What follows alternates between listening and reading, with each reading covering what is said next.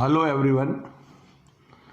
Last लेक्चरनी अंदर આપણે એક કણ પર લાગતા ટોર્ક વિશેની ચર્ચાઓ કરી અને ટોર્ક ઉપર આધારિત જે કોઈ બી આપણી પાસે એની લાક્ષણિકતાઓ છે એની પણ ચર્ચા કરી।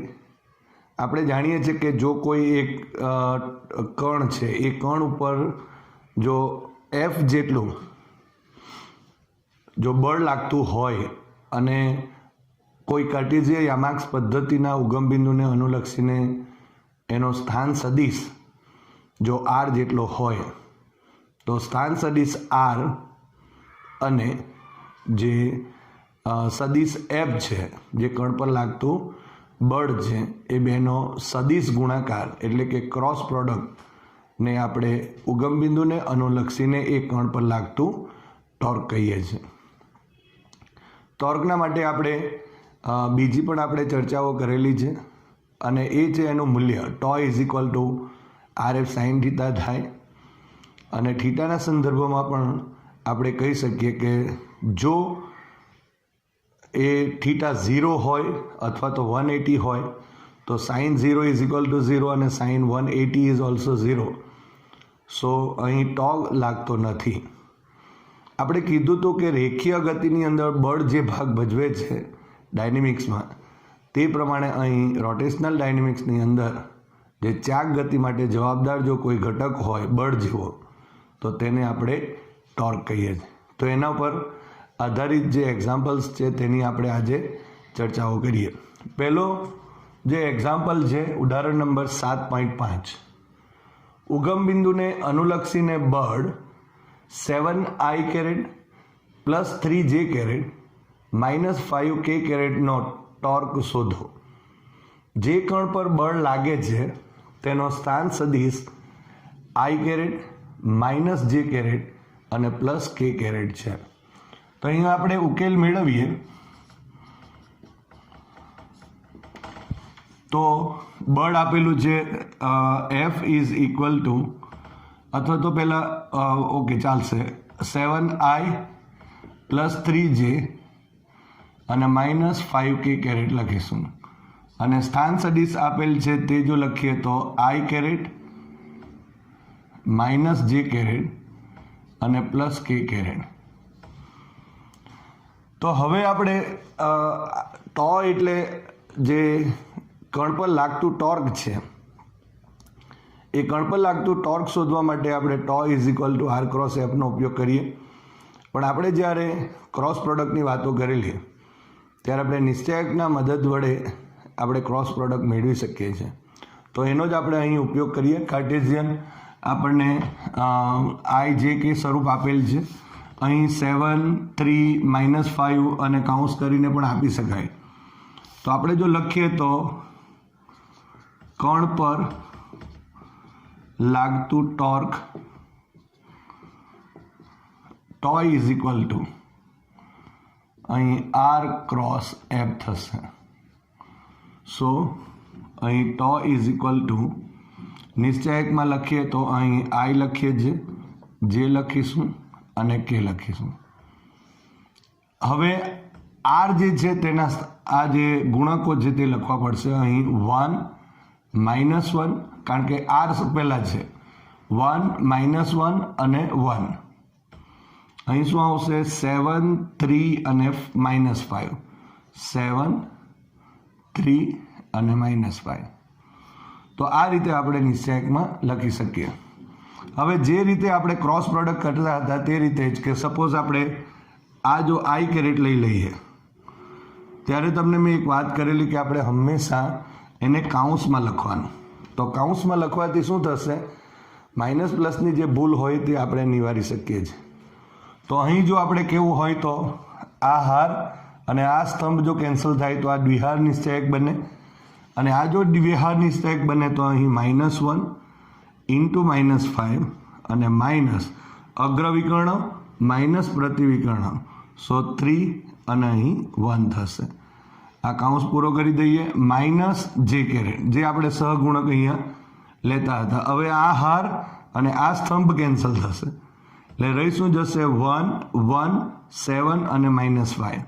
સો પહેલાં અગ્રવિકર્ણ માટે 1 ઇન્ટુ મોટા કૌંસમાં લખીએ 1 ઇન્ટુ -5 અને માઇનસ અહીં 7 અને 1 છે તો 7 અને 1 થયું.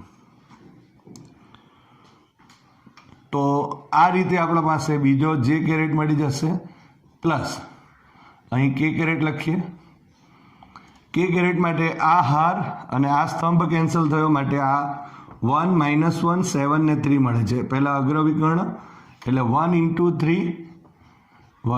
3 માઇનસ 7 ઇન્ટુ -1 થયો.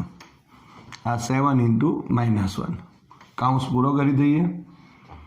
સો અહીં જો આપણે લખીએ તો I ઇઝ ઇક્વલ ટુ કાઉન્સમાં માઇનસ માઇનસ પ્લસ થશે એટલે 5 -3 અહીં માઇનસ જે કેરેટ અને મોટા કાઉન્સમાં લખીએ તો -5 અને -7 અને પ્લસ કે કેરેટ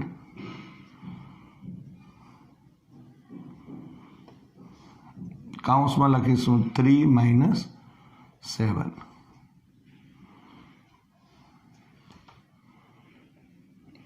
માઇનસ માઇનસ પ્લસ થશે એટલે +7 થશે એટલે માઇનસ અને માઇનસ એટલે +7 થાય.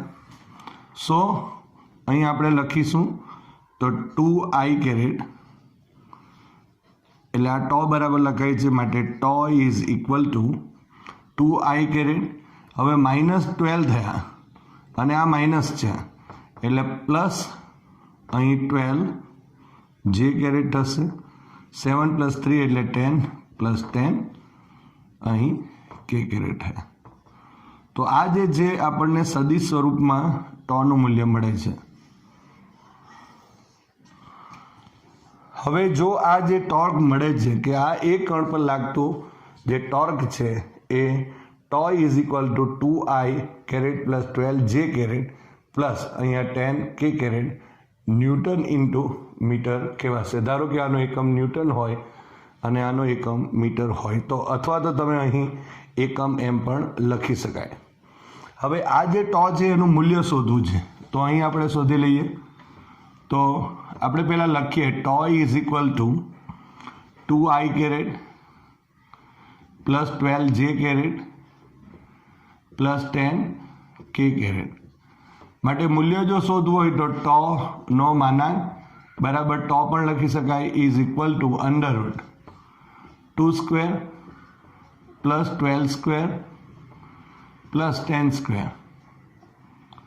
સો અંડરરૂટ અહીં 4 પ્લસ 12² એટલે 144 અને પ્લસ અહીં 100 થયા. સો અંડરરૂટ આપણે લખીશું તો અહીં 8 એટલે 4 કેલ્ક્યુલેશન કરી નાખીએ તો 4 પ્લસ 144 પ્લસ 100 સો 248 થયા. 248 આ આપણને મળશે માટે ટો ઇઝ ઇક્વલ ટુ હવે 248નો જો વર્ગમૂળ લઈ લઈએ તો 15 આપણને 748 મળશે. સો આટલા જ આપણે લખીએ તો આટલા ન્યૂટન ઇન્ટુ મીટર. તો આ રીતે આપણે અહીં જે ટોર્ક છે એ એક કણ પર લાગતું જે ટોર્ક છે એનું મૂલ્ય પણ શોધી શકીએ. આ એનું મૂલ્ય કહેવાશે, આ એનો સદિશ કહેવાશે. તો આ રીતે આપણે જે ટોર્ક છે એ ટોર્ક શોધી શકાય. હવે આપણે ઉદાહરણનો બીજો એક દાખલો 7.7 જોઈએ. દર્શાવો કે કોઈ બળ યુગ્મની ચાક માત્રા એ બિંદુ પર આધારિત નથી કે જે બિંદુને અનુલક્ષીને તમે ચાક માત્રાઓ લીધી છે. આપણે જોઈ છે વાત કે બળની ચાક માત્રા જે ટોર્ક છે એને આપણે બળની ચાક માત્રા પણ કહીએ છીએ. પણ અહીં જો આપણા પાસે એક શબ્દ આવે છે બળ યુગ્મ. બળ યુગ્મનો મતલબ શું થાય કે આપણે જ્યારે આ રીતે તમે સંતુલિત પરિસ્થિતિની વાતો જ્યારે આપણે કરીએ ત્યારે આ રીતે ધારો કે કોઈ એક રોડ જે આપણે વિચારીએ, હવે જો એક બળ આ તરફ લગાડું છું અને એક બળ આ તરફ લગાડું છું, તો બંને બળોના મૂલ્યો સપોઝ સરખા છે, એટલે આ તરફ બી અને આ તરફ બી આપણે લગાડીએ, બંનેના મૂલ્યો સરખા, પરસ્પર કઈ દિશામાં છે? વિરુદ્ધ દિશામાં છે. શું થશે?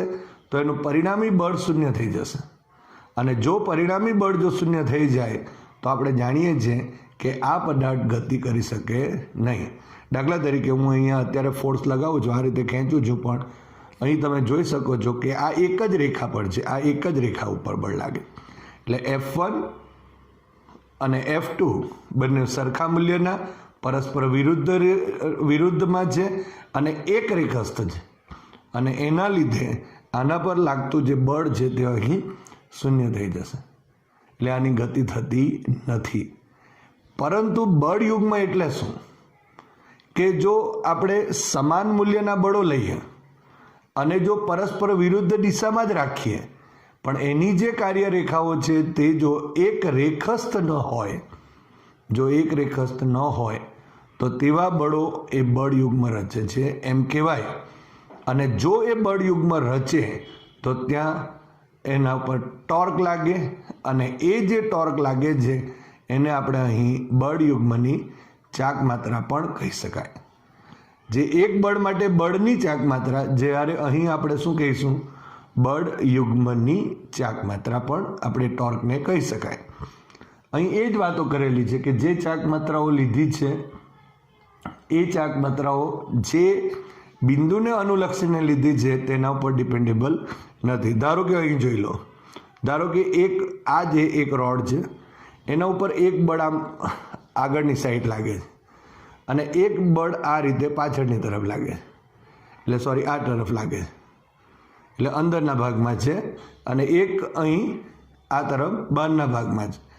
હવે તમે જોઈ શકો છો કે અહીં આ બળ અને આ જે બળ છે, આ બંને બળો જો આપણે આમ વિચારીએ તો આ રીતે પણ વિચારી શકાય. તમે જોઈ શકો છો. આને ધારો કે F1 કહીએ અને આને F2 કહીશું. આ બંને બળો જે છે એના મૂલ્યો સરખા. તમે જોઈ શકો, આ બળ F1, આ F2, બંને બળોના મૂલ્યો કેવા છે? સરખા છે. પરસ્પર વિરુદ્ધ દિશામાં પણ છે, પણ એક રેખા પર નથી. કારણ કે આની કાર્યરેખા અહીં તમે જોઈ શકો છો આમ છે, અને આની કાર્યરેખા અહીં આમ હશે, અને એટલા માટે અહીં બંને બળો લાગશે તો આ રીતે ચાક ગતિ થશે.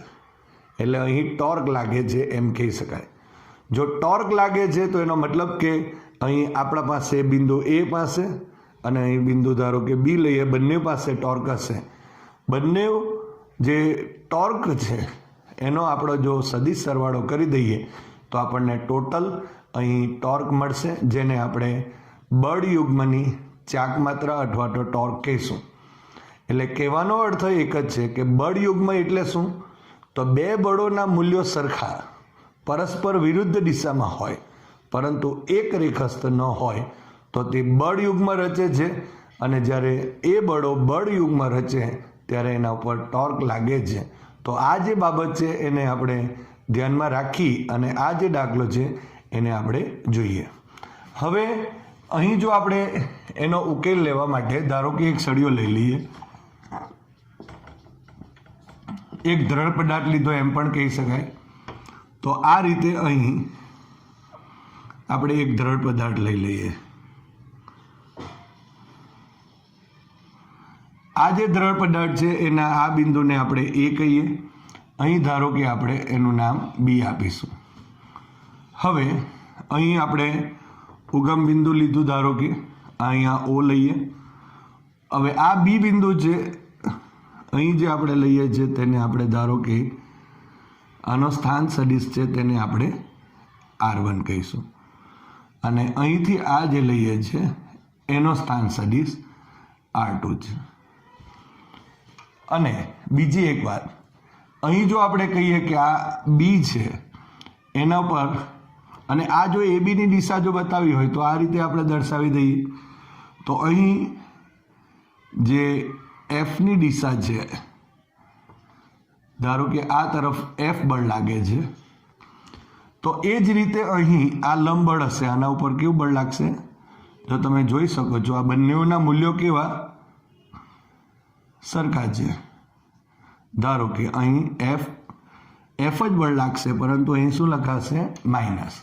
એટલે આના ઉપર એક આમ લાગે છે ને એક આમ લાગે છે. બંનેના મૂલ્યો કેવા છે? સરખા છે, પરસ્પર વિરુદ્ધ દિશામાં છે.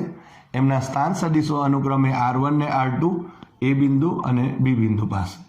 તો અહીં આપણે જો કુલ ટોર્ક શોધવું હોય, એટલે કે બળ યુગ્મની ચાક માત્રા જો શોધવી હોય તો આના પર τ1 લેવું પડશે, આના પર τ2 લેવું પડશે અને બંનેનો આપણે સરવાળો કરી દઈએ, સદિશ સરવાળો. એટલે આપણે સૌ પ્રથમ તો એ વર્ણન લખવું પડશે. તો આપણે લખીએ કે આકૃતિમાં દર્શાવ્યા મુજબ કોઈ દ્રઢ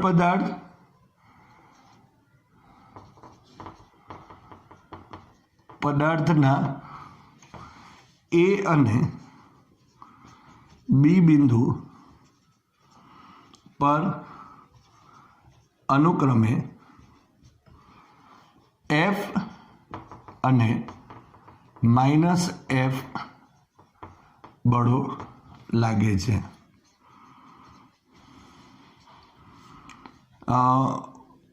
ઉગમ બિંદુ ઓને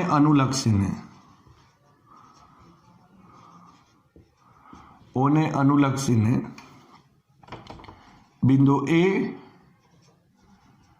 અને બિંદુ બી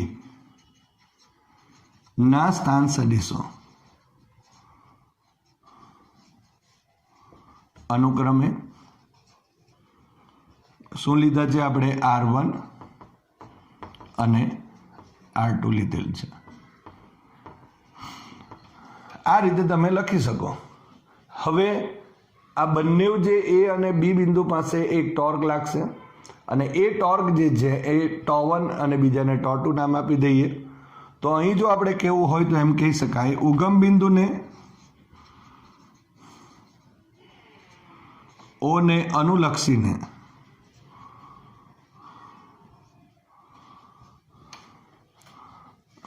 બિંદુ એ પાસે લાગતું ટોર્ક સેપરેટ પણ લખી શકો, ડાયરેક્ટ પણ લખી શકાય. અહીંયા એને τ1 નામ આપી દઉં તો τ1 = R ક્રોસ F પ્રમાણે R1 ક્રોસ અહીં -F સદિશ થશે. આ રીતે મળશે. એ જ રીતે અહીં આપણે બિંદુ બી પાસે અને બિંદુ બી પાસે લાગતું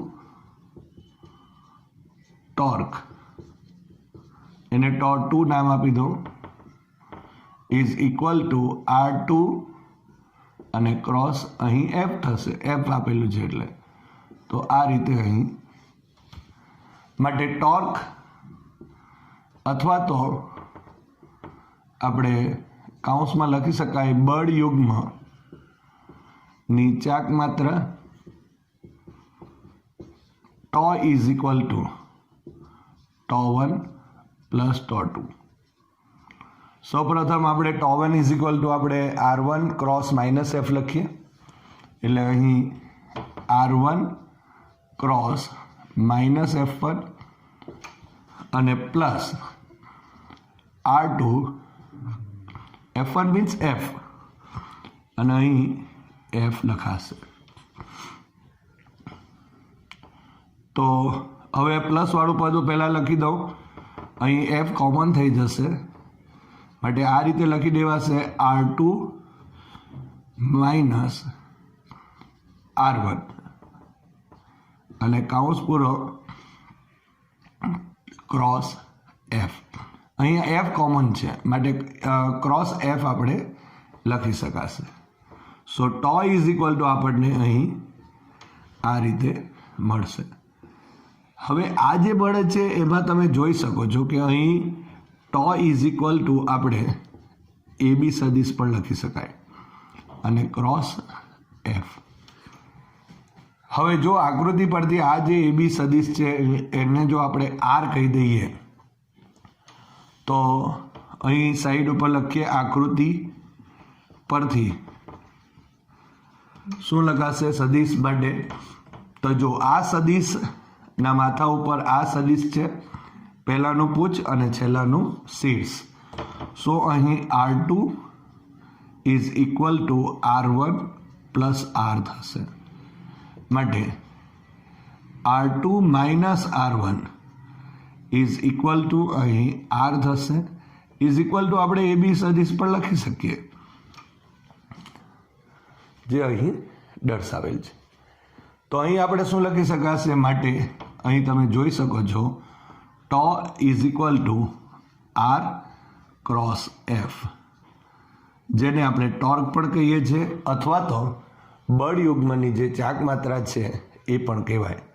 હવે આપણે સાબિત શું કરવાનું છે કે કોઈ બળ યુગ્મની ચાક માત્રાઓ એ બિંદુ પર આધારિત નથી કે જે બિંદુને અનુલક્ષીને તમે ચાક માત્રાઓ લીધી છે.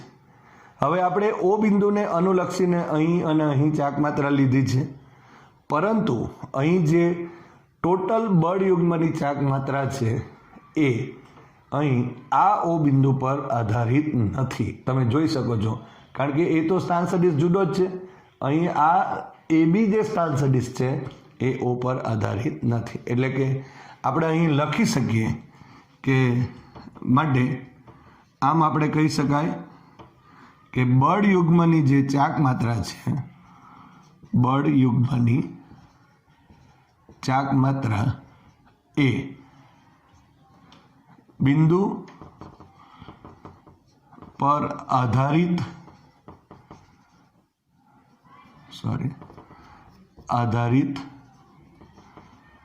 નથી કે જે બિંદુ ને બિંદુ કાઉન્સમાં લખવું હોય તો લખી શકાય અહીં ઉગમ બિંદુ ને અનુલક્ષીને ને ચાક માત્રાઓ લીધી હોય. આ રીતે તમે લખી શકો. બળ યુગ્મની ચાક માત્રા એ બિંદુ પર આધારિત નથી કે જે બિંદુને અનુલક્ષીને ચાક માત્રાઓ લીધી હોય.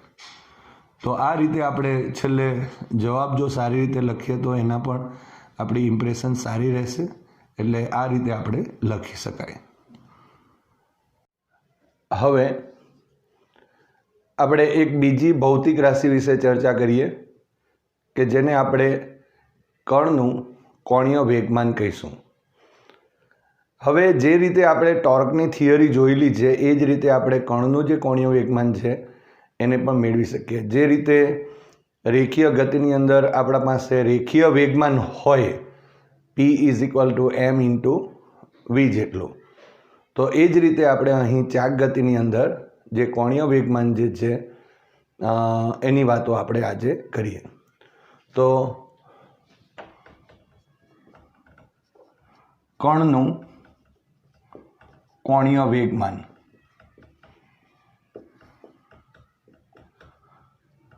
કણનું કોણીય વેગમાન કેવી રીતે નક્કી કરી શકાય તેની આપણે ચર્ચા કરીએ. અહીં ફરી એકવાર ટોર્કની જેમ જ એક કાર્ટેશિયન યામાક્સ પદ્ધતિ લઈ લઈએ. આ રીતે અહીં x, y અને z તમે કોઈ પણ જગ્યા ઉપર આપણે દર્શાવી શકીએ. ધારો કે અત્યારે અહીં આ ઉગમ બિંદુ છે અને આ ઉગમ બિંદુથી આ જે કણ છે અહીં આપણે એ કણનું નામ Q લખીશું, કારણ કે અહીં સ્મોલ p છે તે રેખીય વેગમાન માટે છે. કારણ કે આપણે જાણીએ છીએ કે રેખીય વેગમાન જો આપણે લખીએ કે જો કણનું દળ સ્મોલ m અને કણનો વેગ જો v હોય તો કણનું રેખીય વેગમાન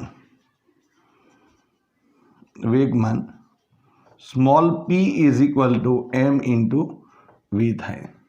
આ આપણે જાણીએ છીએ. તો અહીં ધારો કે આપણે એમ લખી દઈએ કે આ કણનું કોણીય વેગમાન આ દિશામાં છે, એટલે કે વેગની દિશા આ તરફની છે. અહીં p લખી દીધું. માટે લાસ્ટ ટાઈમ વાત કરેલી તે પ્રમાણે આ રીતે અહીં આરની દિશા થશે. આ જો કહીએ તો સ્મોલ આર, જે અહીં આ ઉગમ બિંદુને અનુલક્ષીને આ કણ અને કણ ક્યુ લખીશું નો સ્થાન સદિશ કહેવાશે. આ રેખીય વેગમાન. હવે ખૂણો આપણે જાણીએ છીએ, લાસ્ટ ટાઈમ વાત કરી તે પ્રમાણે જો આને આર લખી દઉં તો ખૂણો આ થશે, આ થીટા કહેવાશે.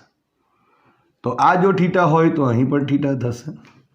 આપણે કીધું તો અહીં 4 ખૂણા પડે છે, પણ જે બે સદિશો વચ્ચે પૂંછ જ્યાં જોડાય તે ખૂણો કહેવાય સદિશની ભાષામાં. અને અહીં આપણે એ રીતે લખી શકાય. હવે આ ઓ પરથી અહીં લંબ પણ દોરી દઈએ છીએ, એટલે એનો મતલબ એમ થયો, અહીં આપણે એમ લખી દઈશું.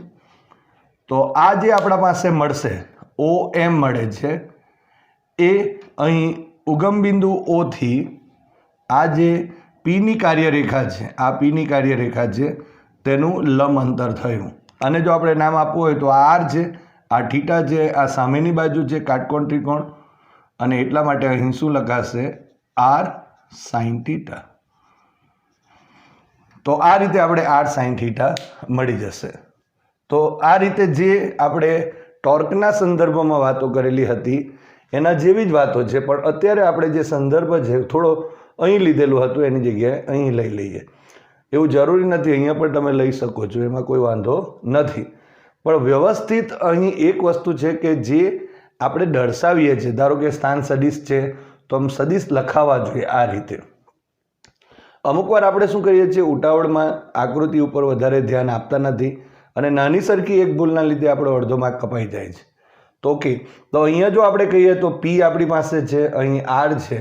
હવે જો કણનું જે કોણીય વેગમાન છે એની વ્યાખ્યા, જો કણનું કોણીય વેગમાન એને સ્મોલ એલ વડે દર્શાવાય છે અને ઇઝ ઇક્વલ ટુ અહીં આપણે કહીશું આર ક્રોસ પી થશે, સ્મોલ પી, જ્યાં પી ઇઝ ઇક્વલ ટુ અહીં એમ ઇન્ટુ વી સદિશ થયો. તો વેરી મોસ્ટ આઈએમપી, અહીં જો આપણે કહીએ કોણીય વેગમાનની વાત કરીએ, અહીં એક બીજી પણ વાત આપણે કરવાની છે. ટોર્કમાં આવું જ હતું. ટોર્કમાં આપણે આર ક્રોસ શું લખતા હતા? એફ લખતા હતા.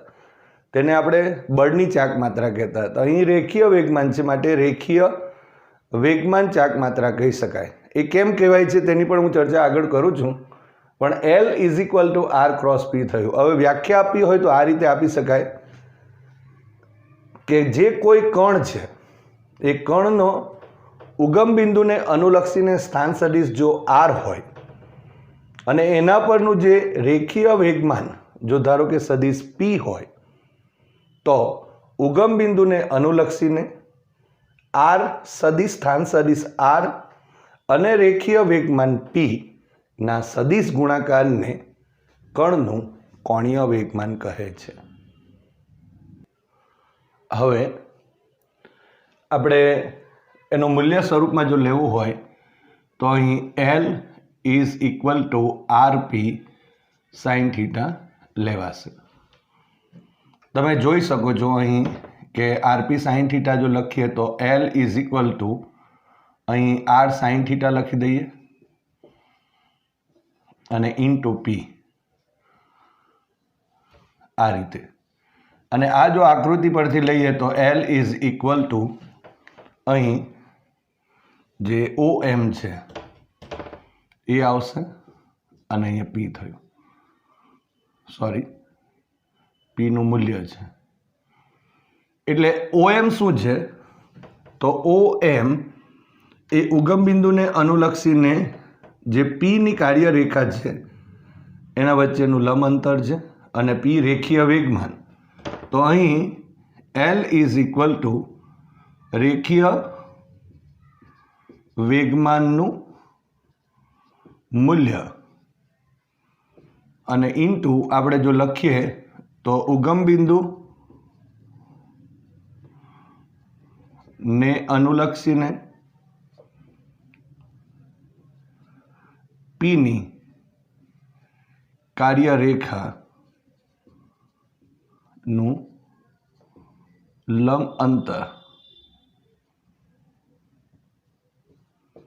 નો જે ગુણાકાર થાય એને આપણે અહીં શું કહીશું? હવે અહીં ઇઝ ઇક્વલ ટુ રેખીય વેગમાન ચાકમાત્રા માટે એલ ઇઝ ઇક્વલ ટુ, એટલે અહીં જો આપણે કહેવું હોય તો એમ કહી શકાય એલ ઇઝ ઇક્વલ ટુ રેખીય વેગમાન ચાકમાત્રા પણ કહી શકાય, અથવા તો એને કણનું કોણીય વેગમાન પણ કહી શકીએ છીએ. અને બીજી એક વસ્તુ, અહીં જે આપણે આર લખીએ છીએ એની જગ્યાએ આપણે આર પરપેન્ડિક્યુલર થયું, એટલે કે આરનો આર પરપેન્ડિક્યુલર ઘટક થયો આની દિશામાં, અથવા આપણે જે રીતે ટોર્કમાં વાત કરેલી રીતે પણ કરી શકાય.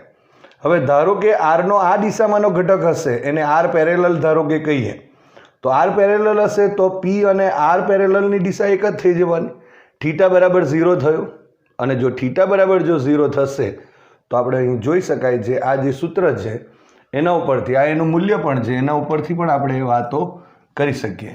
એટલે જે રીતે આપણે ટોર્કમાં કીધું હતું કે જો આર બરાબર 0 હશે તો બી ટોર્ક 0 થાય, એફ બરાબર 0 હશે તો પણ 0 થતું હતું ટોર્ક, તો અહીં પણ આપણે એમ કહી શકાય કે આર જો 0 થશે અહીં તો તમે જોઈ શકો છો કે અહીં એલનું વેલ્યુ પણ 0 થશે, અહીં પી 0 હશે તો પણ 0 થશે.